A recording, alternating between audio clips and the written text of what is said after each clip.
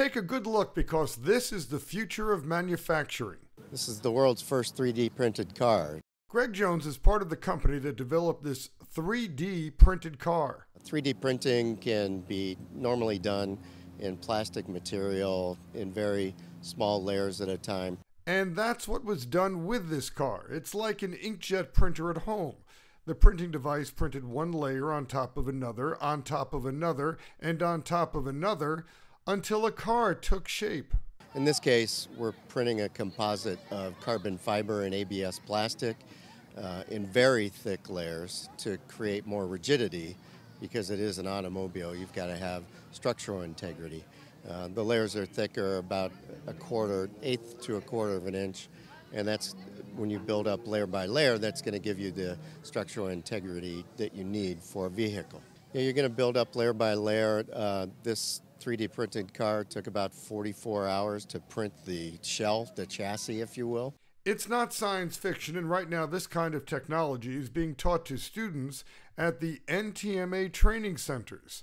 NTMA prepares students to enter the world of manufacturing, and three-dimensional printing is here, and all sorts of things are already being printed out with printing instructions being sent over the internet. One step. The next step is we can have a 3D printer in every home, every business.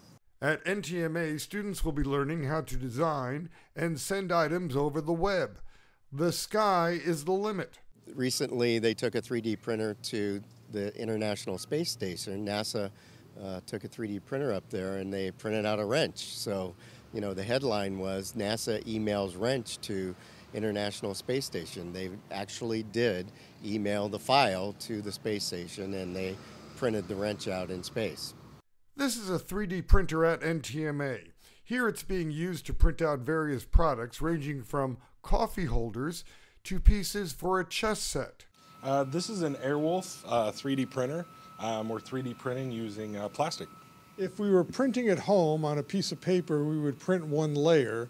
This is printing layer upon layer. Yeah, and that's why they call it 3D printing. It's essentially the same technology as an inkjet printer, only you're putting layer on top of layer until you're actually getting a 3D model.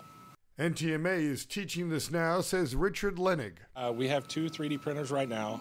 We're exposing the students in our traditional machining program to the technology. We're also developing a 40-hour advanced course for additive manufacturing. I'll tell you more about the NTMA training centers later in our show. 800-962-NTMA.